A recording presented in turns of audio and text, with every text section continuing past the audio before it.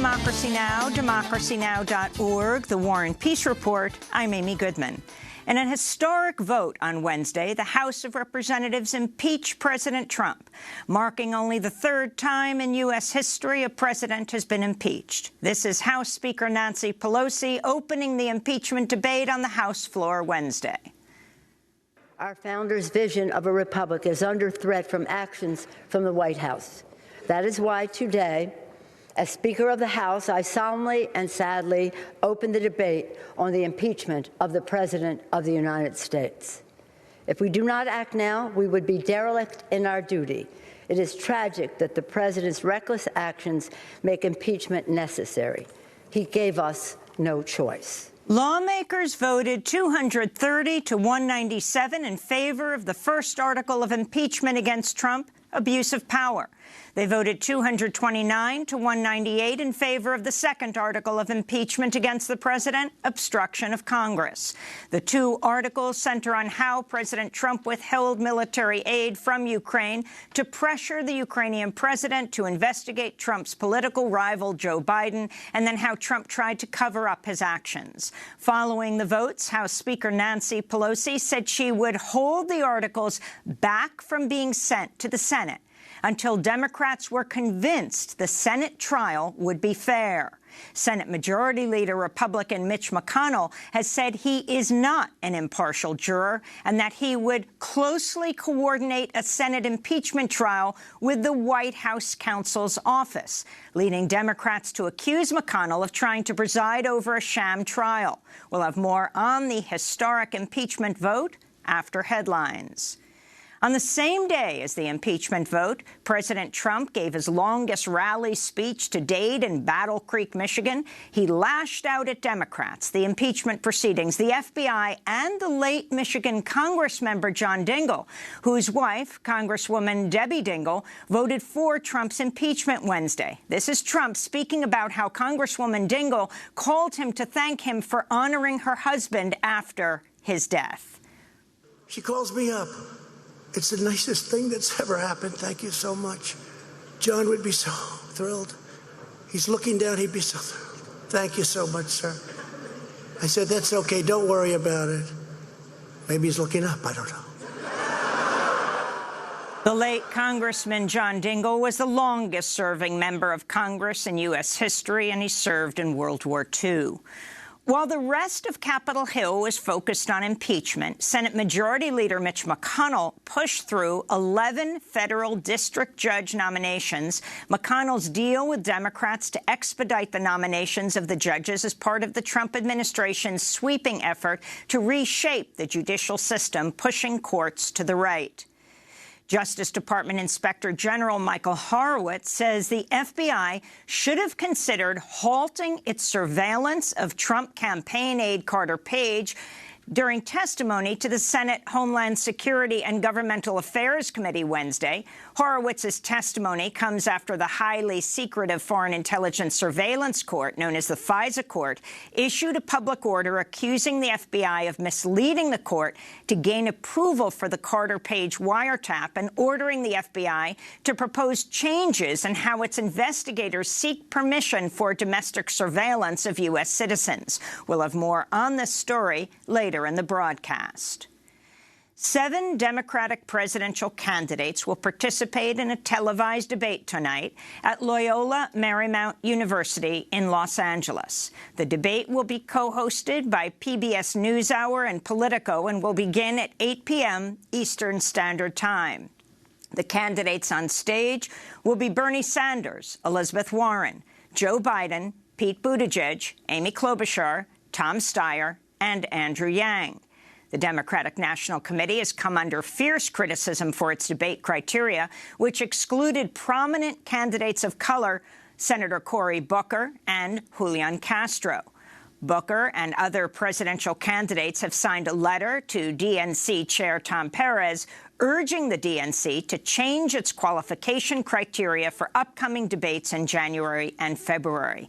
Tomorrow on Democracy Now! We'll play highlights of the Los Angeles debate.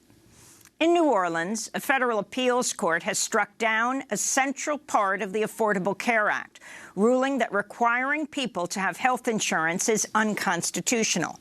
The appeals court did not invalidate the rest of the law, although the ruling leaves the future of President Obama's signature health care law in limbo. 17 million Americans could lose their health care coverage through the Affordable Care Act if the law is thrown out entirely. In Australia, protesters have set up tents outside the Prime Minister's home to demand urgent action on climate change as Australia recorded its hottest day ever on record. On Wednesday, the average temperature soared to 107.4 degrees Fahrenheit, beating out the previous record, which had been set on Tuesday, only 24 hours earlier. Uncontrolled wildfires are raging across Australia, sending thick black smoke billowing across the continent, with smoke alarms going off in homes and offices across Sydney. On Tuesday, ABC News journalists, that's Australian Broadcasting Corporation journalists, were forced to broadcast the nightly news outside after smoke from the nearby fires set off the studio's alarms in the capital, Canberra. This is 14-year-old Ambrose Hayes speaking at the protest outside the Australian Prime Minister's home. We want to be listened to. We want a future. And if our government doesn't act, there will be more protests like this. There have been so many recently, and this just shows how much of an issue this is. A new study has found United Nations peacekeepers stationed in Haiti between 2004 to 2017 fathered and abandoned hundreds of children there.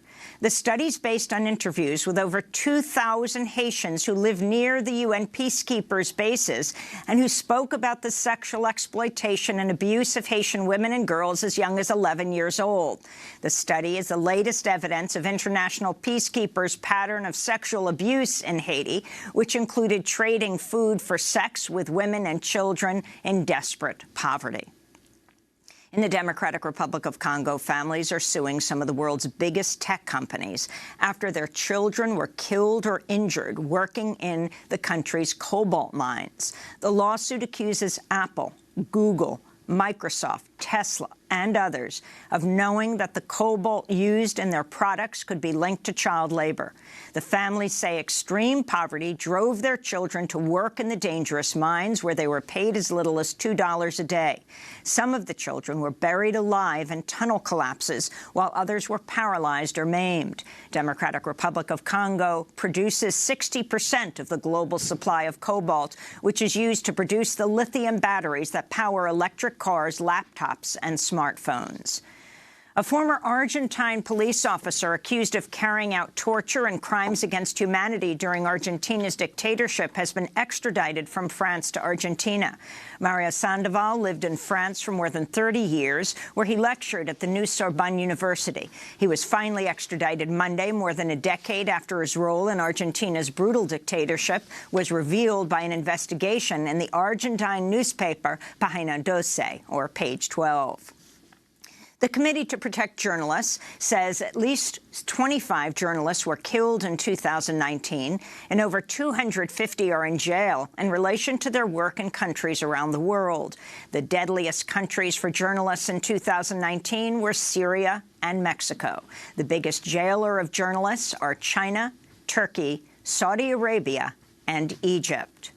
In Bolivia, prosecutors have issued an arrest warrant for longtime Bolivian President Evo Morales, accusing the ousted leader of sedition and terrorism. Morales was forced to leave Bolivia after being ousted in what he and many others describe as a military coup. Morales says he has a right to return to Bolivia and help his movement towards Socialism Party campaign in upcoming elections. This is Morales speaking from Argentina. They need to let me enter Bolivia. I'm not a candidate. I won't be a candidate in these elections, but I have a right to participate in politics like any politician. Back in the United States, the Supreme Court has upheld protections for people who sleep or camp outdoors after refusing to hear a case over whether cities could criminalize homelessness. The Supreme Court's refusal to hear the case leaves in place an appeals court ruling that says the Constitution does not allow cities to prosecute people for sleeping or camping outside unless the city provides shelter for every single unhoused person in their jurisdiction.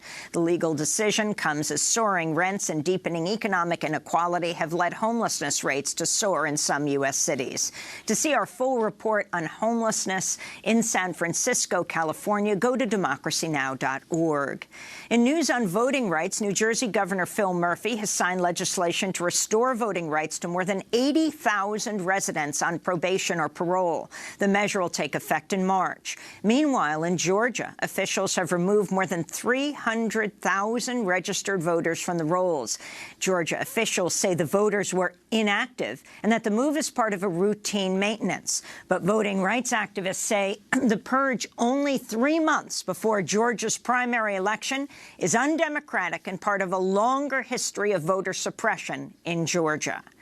Uber's agreed to pay $4.4 million to settle sexual discrimination charges. The settlement stems from an investigation by the Equal Employment Opportunity Commission that found Uber, quote, permitted a culture of sexual harassment and retaliation against individuals who complained about such harassment. The video surveillance footage of serial pedophile Jeffrey Epstein's first reported suicide attempt in July is reportedly missing. Prosecutors say the missing video of the area around Epstein's jail cell inside the Manhattan Correctional Center on July 23rd cannot be located. Authorities have brought separate criminal charges against 2 prison guards who were on duty in August on the night Epstein reportedly hung himself. And in Wisconsin, a teenager is facing life in prison after she confessed to killing a 34-year-old man who she says raped her and trafficked her for sex.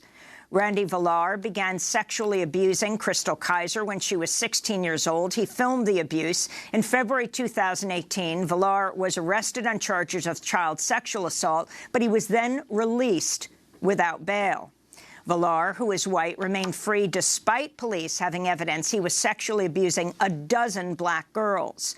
In June 2018, Crystal killed him after she says he attacked her when she refused to have sex with him. Crystal is now facing charges of first-degree intentional homicide, which carries a mandatory life sentence in Wisconsin. And those are some of the headlines. This is Democracy Now!, democracynow.org, The War and Peace Report. I'm Amy Goodman. And I'm Nermeen Sheikh. Welcome to our listeners and viewers around the country and around the world.